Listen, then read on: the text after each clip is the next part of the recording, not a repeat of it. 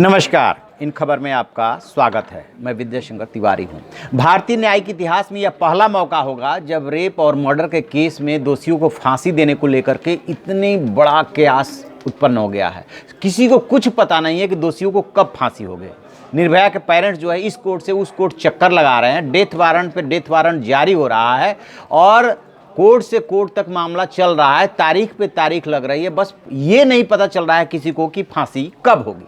जानते हैं ऐसा क्यों हो रहा है? इसलिए कि हमारी न्यायिक व्यवस्था में क्यूरेटिव और मर्सी पिटीशन को लेकर के, डेथ वारंट जारी करने को लेकर के कोई टाइम फ्रेम आज तक बना ही नहीं है और उसी का फायदा जो है निर्भया के दोषी पूरी तरह से उठा रहे हैं। अब क्या होगा इस मामले में, कब उनको फांसी होगी, ये किसी को नहीं पता है।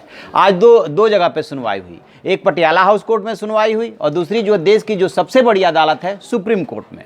पटियाला हाउस कोर्ट से जो जेल अथॉरिटी है वो कह रही थी कि अब किसी की कोई मर्सी पिटीशन वगैरह पेंडेंसी नहीं है, लिहाजा आप जो है डेथ वारंट जारी कर दीजिए। पटियाला हाउस कोर्ट का कहना था कि हाई कोर्ट में सुनवाई हुई, वहाँ से 7 दिन का समय दिया गया है। हम कैसे जारी कर दें, हमसे ऊंची अदालत ने ये जारी किया है। चलिए, वहाँ से डेथ वारंट जारी नहीं हुआ। अब जब मामला सुप्रीम कोर्ट में सुनवाई के लिए आया तो दोनों तरफ से बहस हुई। बहस से मतलब सरकार की तरफ से तुषार मेहता पेश हुए और इधर से कई वकील पेश हुए थे, जिसमें एपी सिंह भी थे। अब वहाँ पे सबसे बड़ा सवाल ये था कि आप दूसरे पक्षकार को नोटिस जारी कीजिए। सुप्रीम कोर्ट का कहना यह था कि जो हाई कोर्ट ने फैसला दिया है उसमें 7 दिन का समय दिया है। 7 दिन का समय 11 फरवरी को खत्म हो रहा है, तब तक तो आपको इंतजार करना पड़ेगा। जबकि दूसरे पक्ष का ये कहना था कि ये बता दीजिए कि जेल की नियमावली में कहाँ पे लिखा हुआ है कि मामला एक, दोषी कई, और फिर जो है यदि किसी के पास कोई ऑप्शन नहीं बचा है, कोई पेंडेंसी नहीं है, तो उनको फांसी नहीं दी जाएगी या अलग अलग करके फांसी नहीं दी जाएगी। ये कहाँ लिखा है? खूब बहस हुई, दोनों तरफ से हुई, लेकिन सुप्रीम कोर्ट ने यह कहा कि हम नोटिस जारी नहीं कर रहे हैं। 11 तारीख को 2 बजे इस मामले में सुनवाई करेंगे। तो अब 11 तारीख को डिसाइड होगा कि फांसी होगी तो कब होगी। इस बीच में जो एक दोषी बचा हुआ है, उस दोषी का नाम जो है पवन गुप्ता है। उसके पास 2 अभी भी आप कह सकते हैं कि ऑप्शन है। एक है क्यूरेटिव पिटीशन का और दूसरा है मर्सी पिटीशन का।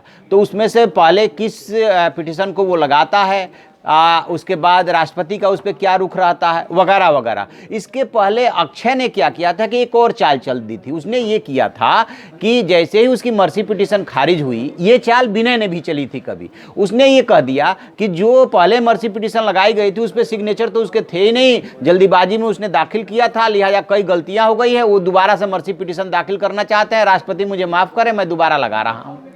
कुल मिला जुला करके स्थिति ये हो गई है, अपनी न्यायिक व्यवस्था का इतना ज़बरदस्त माहौल उड़ाया जा रहा है कि कई बार ऐसा लगता है कि ऐसा सिस्टम रन कैसे कर सकता है, क्यों अभी तक रन कर रहा था। यदि केंद्र सरकार सुप्रीम कोर्ट में जाके कह रही है कि अब आप सिस्टम बना दीजिए, टाइम फ्रेम बना दीजिए हर पिटीशन के लिए, तो भी सवाल ये उठता है कि इतने दिनों से 70-72 साल से ऐसा ही सिस्टम क्यों रन कर रहा था।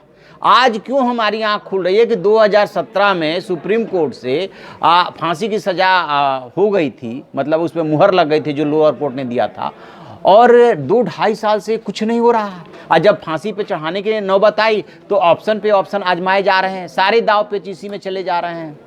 तो फांसी तो इनको हो ही जाएगी देर सवेर। मुझे जहाँ तक लग रहा है कि मार्च तक फांसी जा करके होगी, लेकिन इसी केस के बहाने अब ये तय हो जाना चाहिए कि पिटीशन दर पिटीशन, यानी कि जब रिव्यू पिटीशन लेकर के जाएंगे तब, उसके बाद क्यूरेटिव पिटीशन और मर्सी पिटीशन, इसका टाइम फ्रेम क्या होगा और कितने दिनों में फांसी पे लटकाया जाएगा, ये तय हो जाना चाहिए। अदरवाइज आगे भी दोषी इसका फ़ायदा उठाते रहेंगे। तो आप ऐसी खबरों के लिए देखते रहिए हमारा डिजिटल चैनल इन खबर। Thank you.